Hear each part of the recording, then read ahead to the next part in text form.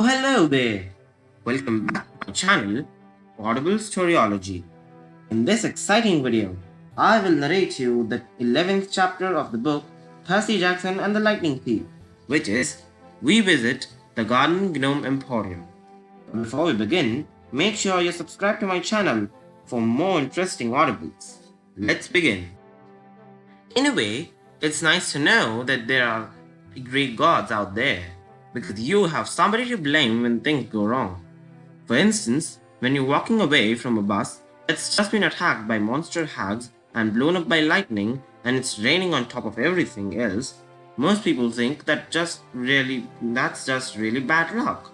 But when you're half-blood, you understand that some divine force is really trying to mess your day. So there we were, Annabeth, Grover, and I, walking through the woods on the New Jersey riverbank. The glow of the New York City making the night sky yellow behind us, and the smell of the Hudson reeking in our noses. Grover was shivering and braying, his big goat eyes turned split-pupilled and full of terror. 3 kindly ones, all 3 at once! I was pretty much in shock myself. The explosion of bus windows still rang in my ears. But Annabeth kept pulling us along, saying, "Come on, the further away we get, the better." "All our money was back there," I reminded her. "Our food and clothes, everything." "Well, maybe if you hadn't decided to jump into the fight, what did you want me to do? Let you get killed?" "You didn't need to protect me, Percy. I would have been fine." "Sliced like a sandwich bread," Grover put in, "but fine." "Shut up, goat boy," said Annabeth. Grover brayed mournfully. "Tin cans. A perfectly good bag of tin cans." We sloshed across the mushy ground, through nasty twisted trees that smelled like sour laundry. After a few minutes, Annabeth fell into line next to me. "Look, her voice faltered. "I appreciate your coming back for us, okay? That was really brave. We're a team, right?" She was silent for a few more steps. "It's just that if you died, aside from the fact that it would really suck for you, it would mean the quest was over. This may be my only chance to see the real world." The thunderstorm had finally let up. The city glow faded behind us, leaving us in almost total darkness. I couldn't see anything of Annabeth except a glint of her blonde hair. "You haven't left Camp Half-Blood since you were 7, I asked her. "No, only short field trips. My dad, the history professor, yeah. It didn't work out for me living at home. I mean, Camp Half-Blood is my home." She was rushing her words out now, as if she were afraid somebody might try to stop her. "At this camp, you train and train, and that's all cool and everything, but the real world is where the monsters are. That's where you learn whether you're any good or not." If I didn't know better, I could have sworn I heard doubt in her voice. "You're pretty good with that knife," I said. "You think so?" "Anybody who can piggyback ride a Fury is okay with me." I couldn't really see, but I thought she might have smiled. "You know," she said, "maybe I should tell you something funny back on the bus." Whatever she wanted to say was interrupted by a shrill toot toot toot, like the sound of an owl being tortured. "Hey, my reed pipes still work," Grover cried. "If I could just remember a Fine Path song, we could get out of these woods." He puffed out a few notes, but the tune still sounded suspiciously like Hilary Duff. Instead of finding a path, I immediately slammed into a tree and got a nice-sized knot on my head. Add to the list of superpowers I did not have infrared vision. After tripping and cursing and generally feeling miserable for another mile or so, I started to see light up ahead, the colors of neon sign. I could smell food, fried, greasy, excellent food. I realized I hadn't eaten anything unhealthy since I had arrived at Half-Blood Hill, where we lived on grapes, bread, cheese, and extra lean cut nymph-red barbecue. This boy needed a double cheeseburger. We kept walking until I saw a deserted two-lane road through the trees. On the other side was a closed-down gas station, a tattered billboard for a 1990s movie, and one open business, which was the source of the neon light and the good smell. It wasn't a fast food restaurant like I had hoped. It was one of those weird roadside curio shops that sell lawn flamingos and wooden Indians and cement grizzly bears and stuff like that. The main building was a long, low warehouse surrounded by acres of statuary. The neon sign above the gate was impossible for me to read because if there's anything worse for my dyslexia than regular English, it's red cursive neon English. To me, it looked like Ethnio Mes Gdarin Gumen Emporium. What the heck does that say? I asked. I don't know, Annabeth said. She loved reading so much, I'd forgotten she was dyslexic too. Grover translated. Auntie M's Garden Gnome Emporium. Flanking the entrance, as advertised, were two cement garden gnomes, ugly bearded little runs smiling and waving as if they were about to get their picture taken. I crossed the street following the smell of the hamburger. Hey, Grow warned. The lights are on inside, Annabeth said. Maybe it's open. Snack bar, I said wistfully. Snack bar, she agreed. Are you too crazy? Grover said. This place is weird. We ignored him. The front garden was a forest of statues, cement animals, cement children, even a cement satyr playing the pipes, which gave Grover the creeps. La ha ha, he bleated. Looks like my Uncle Ferdinand. We stopped at the warehouse door. Don't knock, Grover pleaded. I smell monsters. Your nose is clogged up from the furies, Annabeth told him. All I smell is burgers. Are you hungry? Meat, he said, scornfully. I'm a vegetarian. You eat cheese and kildars and aluminium cans, I reminded him. Those are vegetables. Come on, literally, these statues are looking at me. Then the door creaked open, and standing in front of us was a tall Middle Eastern woman. At least I assumed she was Middle Eastern because she wore a long black gown that covered everything but her hands, and her head was completely veiled. Her eyes glinted behind a curtain of black gauze, but that was about all I could make out. Her coffee-colored hands looked old, but well manicured and elegant, so I imagined she was a grandmother who had once been a beautiful lady. Her accent sounded vaguely Middle Eastern too. She said, Children, it is too late to be out all alone. Where are your parents? They're, Annabeth started to say. They're orphans, I said. Orphans? The woman said. The words sounded like alien in her mouth. But my dear, surely not. We got separated from a caravan, I said. A circus caravan. The ringmaster told us to meet him at the gas station if we got lost, but he may have forgotten, or maybe he meant a different gas station. Anyway, we are lost. Is that food I smell? Oh, my dears, the woman said. You must come in, poor children. I'm Auntie M. Go straight through to the back of the warehouse, please. There is the dining area. We thanked her and went inside. Annabeth muttered to me, Circus caravan? Always have a strategy, right? Your head is full of kelp. The warehouse was filled with more statues, people in all different poses, wearing all different outfits and with different expressions on their faces. I was thinking you'd have to have a pretty huge garden to fit even one of those statues because they were all life-size. But mostly I was thinking about food. Go ahead, call me an idiot for walking into a strange lady's shop like that just because I was hungry, but I do impulsive stuff sometimes. Plus, you have never smelled Auntie M's burgers. The aroma was like laughing gas in the dentist's chair. It made everything else go away. I barely noticed Grover's nervous whimpers, or the way the statue's eyes seemed to follow me, or the fact that Auntie M had locked the door behind us. All I cared about was finding the dining area.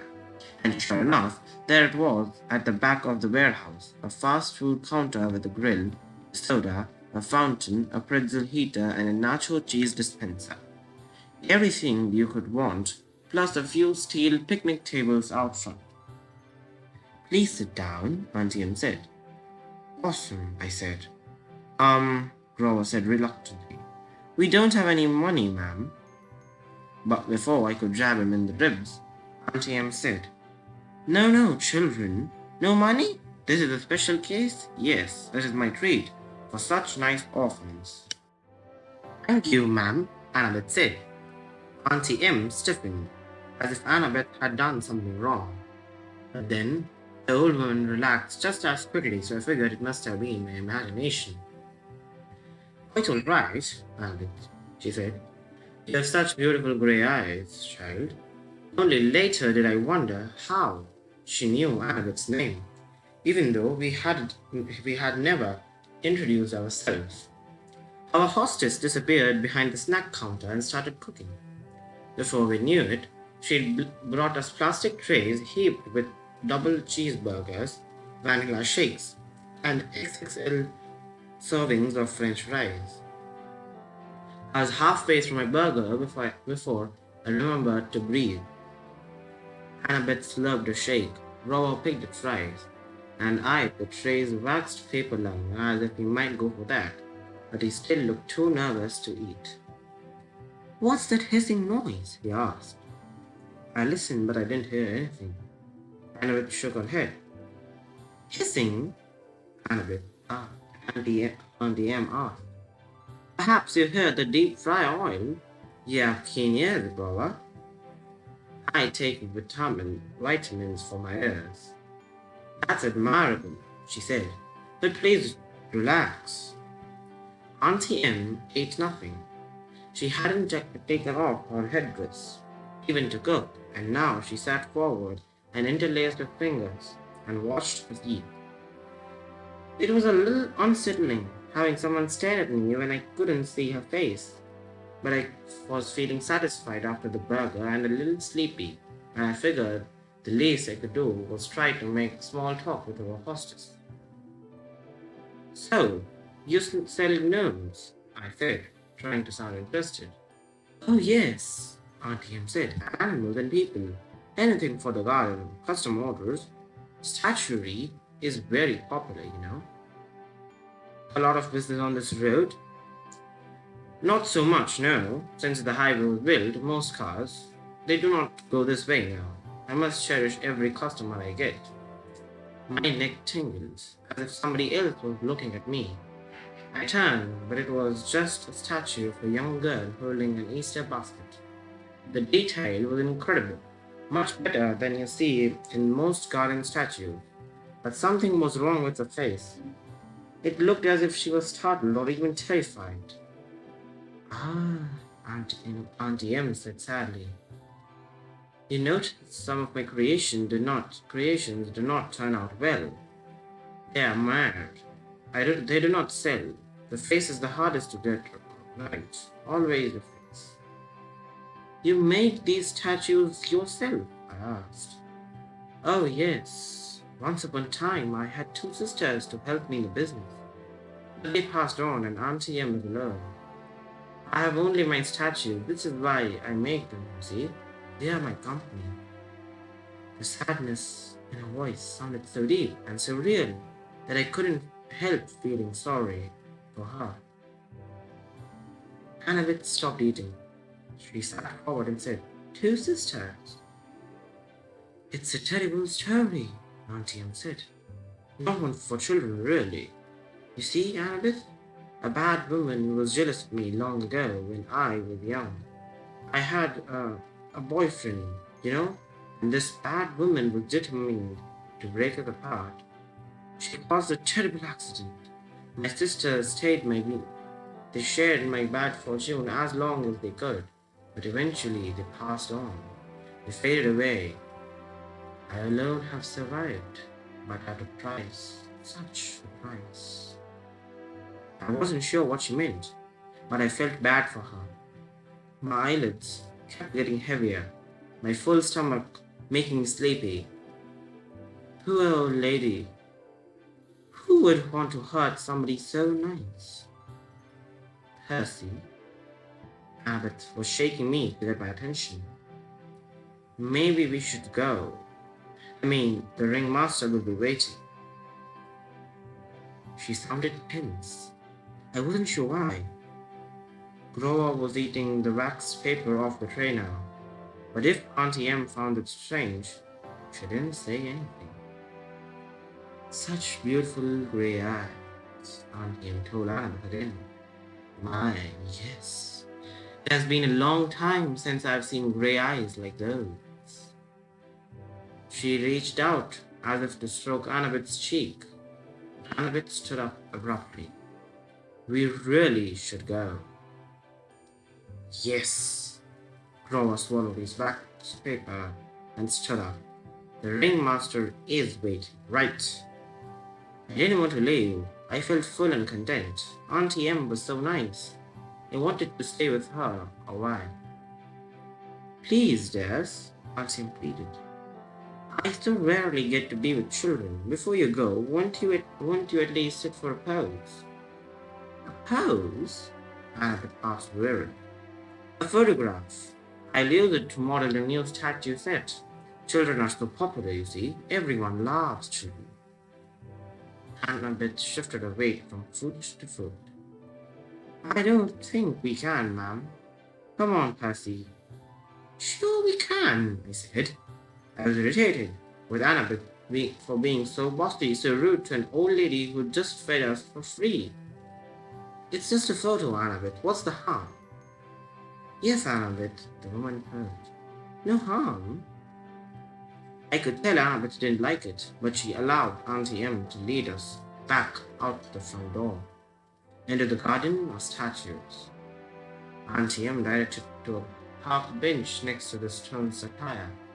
Now, she said, I'll just position you correctly. The young girl in the middle, I think the two young gentlemen on either side. Not much light for a photo, I remarked. Oh, enough, Auntie M said. Enough for us to see each other, yes? Where's your camera? Grover asked. Auntie M stepped back as if to admire the shot. Now the face is the most difficult. Can you smile for me, please, everyone? A large smile? Grover glanced at the cement satire next to him.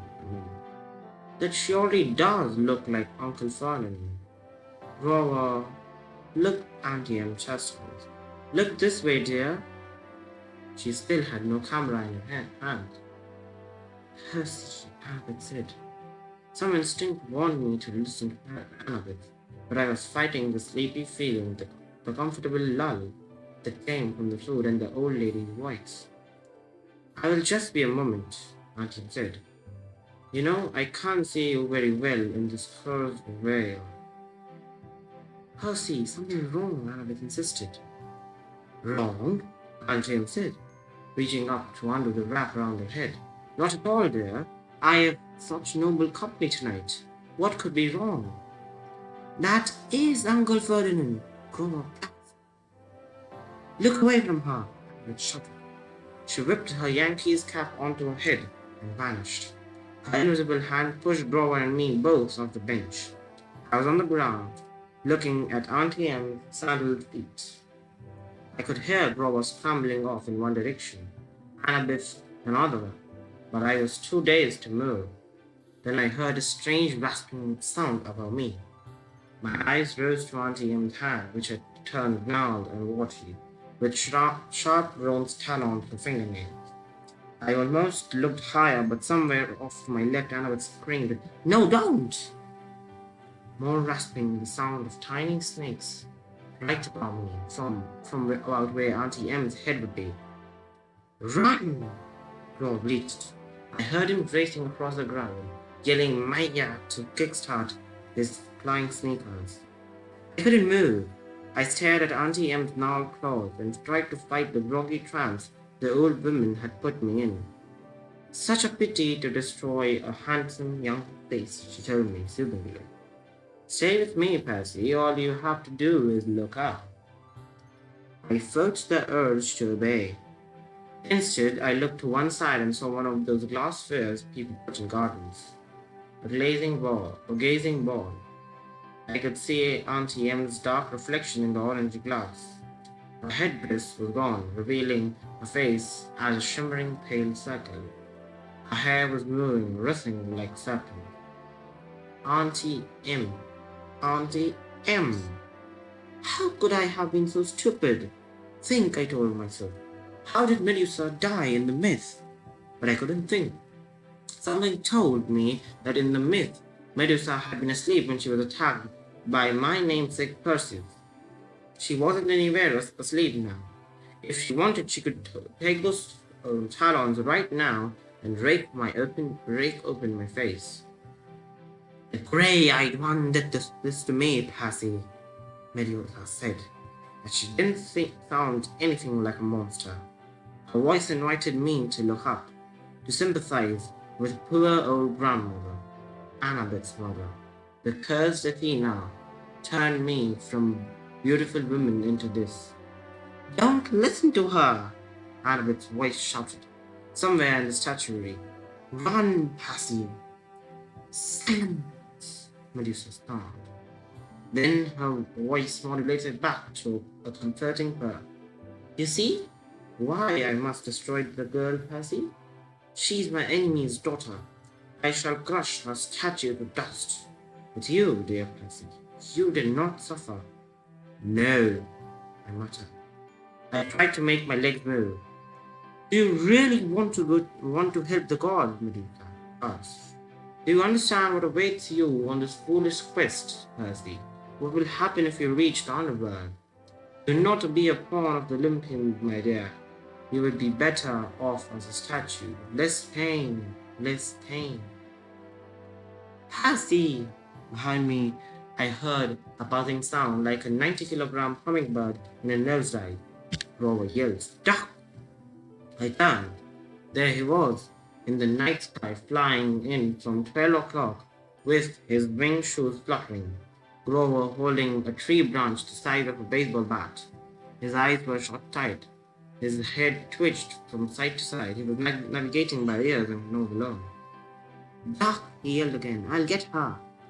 That finally jolted me in action. Knowing Grover, I was sure he'd miss Medusa and nail me. I dove to one side. Thwack! At first, I figured it was the sound of Grover hitting the tree. Then, Medusa roared with rage.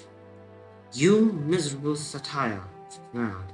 I'll add you to my collection. That was for Uncle Ferdinand, Grover yelled back. I scrambled away and hid in the statuary while Grover swooped down for another pass. Crack! Ah! Medusa yelled, the snake hair hissing and spitting. Right next to me, Annabeth's voice said, Percy. I jumped so high my feet nearly cleared the garden gnome. Years, don't do that. Annabeth took off her Yankee's cap and became visible. You have to cut her head off. What? Are you crazy? Let's get out of here. Medusa is a menace. She's evil. I'd kill her myself. But Annabeth swallowed as if she were about to make a difficult admission. But you've got the better weapon. Besides, they'd never get close to her. She'd slice me to bits because of her mother. You've got a chance. What? I can't. Look, do you want her turning more innocent people into statues? She pointed to a pair of statue lovers, a man and a woman with their arms around each other, turned to stone by the monster. Annabeth grabbed a green gazing ball from the nearby pedestal. A polished shield would be better. She studied the sphere critically. The convexity will cause some distortion. The reflection side should be off by a factor. Would you speak English? I am. She tossed the glass ball. Just look at her in the glass. Never look at her directly. Hey guys, Grover yelled somewhere above us. I think she's unconscious. Grover! Maybe not, Grover corrected. He went in for another pass with the tree branch. Hurry, Annabeth told me. Grover's got a great nerve, but he will eventually crash. I took out my pen and uncapped it. The bronze blade of riptide elongated in my hand. I followed the hissing and spitting sound of Medusa's hair. I kept my eyes locking on the gazing ball so I could only glimpse Medusa's reflection, not the real thing. Then, in the green tinted glass, I saw her. Grover was coming in for another turn at bat, but this time he flew a little too low. Medusa grabbed his stick, and put him off course. He tumbled through the air and crashed into the arms of a stone grizzly bear with a painful arm. Medusa was about to lunge at him when I yelled, "Hey!" I advanced on her, which wasn't easy, holding a sword and glass ball. If she charged, I'd have a hard time defending myself. But she let me approach. 10 meters, 5 meters. I could see the reflection of her face now. Surely it wasn't really that ugly. The green swirl of the gazing ball must be distorting it, making it look worse. You wouldn't harm an old woman, Percy, she groaned. I know you wouldn't. I hesitated, fascinated by the face I saw reflected in the glass. The eyes that seemed to bend straight through the green tint, making my arms go weak. From the cement Weasley, Grover moaned. Percy, don't listen to her. Medusa cackled. Too late. She lunged at me with talons. I slashed up with my sword and heard a sickening slop, then a hissing like wind rushing out of the cavern, the sound of a monster disintegrating. Something fell to the ground next to my foot. It took all my willpower not to look. I could feel the warm ooze soaking on my sock, little dying snake heads tugging at my shoelaces. Oh, yuck, Grover said. His eyes were still tightly closed, but I guess he could hear the thing gurgling and steaming. Mega yuck. Annabeth came up next to me, her eyes fixed on the sky. She was holding Medusa's black veil. She said, Don't move. Very, very carefully, without looking down, she knelt and draped the monster's head in black cloth, then picked it up. It was still dripping green juice. Are you okay? She asked me, her voice trembling. Yeah, I decided, though I felt like throwing up my double cheeseburger. Why didn't the head evaporate? Once you sever it, it becomes the spoil of war, she said, same with the minor harm. I don't unwrap the head, but can still petrify it. Grover moaned as they climbed down from the grizzly statue. He had a big welt on his forehead. His green rasta cap hung from one of his little goat horns, and his fake feet had been knocked off his hooves. The magic sneakers were flying aimlessly around his head. Red Baron, I said. Good job, man. He managed a bashful grin. That really was not fun. Well, the hitting her with a stick part, that was fun, but crashing into a concrete bear, not fun. He snatched his shoes out of the air. I recapped my sword. Together, the three of us stumbled back to the warehouse. We found some old plastic grocery bags behind the snack counter and double-wrapped Medusa's head. We plopped it on the table where we'd eaten dinner and sat around it, too exhausted to speak. Finally, I said, so we have Athena to thank for this monster. Annabeth flashed me an irritated look. Your dad, actually. Don't you remember? Medusa was Poseidon's girlfriend. They decided to meet in my mother's temple. That's why Athena turned her into a monster. Medusa and her two sisters, who had helped her get into the temple, they became the three Gorgons. That's why Medusa wanted to slice me up, but she wanted to preserve you as a nice statue. She's still sweet on your dad. You probably reminded her of him. My face was burning. Oh, so it's now my fault we made Medusa. Annabeth straightened. In a bad imitation of my voice, she said, "It's just a photo, Albert. What's the harm?" "Forget it," I said. "You're impossible. You're insufferable. You're—" "Hey!" Robert interrupted. "You two are giving me a migraine, and satire don't even get migraines. What are we going to do with the head?" I stared at the thing. One little snake was hanging out of a hole in plastic. The words printed on the side of the bag said, "We appreciate your business." I was angry, not just with Annabeth or her mom, but with all the guides for this whole stupid quest, for getting us blown off the road, and in two major fights the very first day out from the camp. At this rate, we'd never make it to LA alive, much less before the summer solstice. What had Medusa said? "Do not be a pawn of the Olympians, my dear. You would be better off as a statue." I got up. "I'll be back." Percy and I called up me. "What are you?" I searched the back of the warehouse until I found Medusa's office. The account book showed her 6 most recent sales, all shipments to the underworld to decorate heads and Persepone's the garden. According to one freight bill, the underworld billing address was DLA, Recording Studios, West Hollywood, California. I folded up the bill, stuffed it in my pocket. In the cash register, I found $20, a few golden drachmas, and some packing slips for Home's Overnight Express, each with a little leather bag attached with coins. I rummaged around the rest of the office until I found the right-sized box. I went back to the picnic table, tapped up Medusa's head, and filled out a delivery slip. The Gods, Mount Olympus, 600th floor, Empire State Building, New York, NY. With best wishes, Percy Jackson. "I'm not going to like that for long. They'll think you're impertinent." I poured some golden drachmas in the pouch. As soon as I closed it, there was a sound like a cash register. The package floated off the table and disappeared with a pop. "I am impertinent," I said, looking at Annabeth, daring her to criticize. She didn't. She seemed resigned to the fact that I had a major talent for taking off the gods. "Come on," she muttered. "We need a new plan." Here we end this video. I hope you liked it, because this was the second danger that came in their way. And do subscribe to my channel, like the video and share it to all, and comment for any suggestion for a book that you want me to read aloud. Thank you.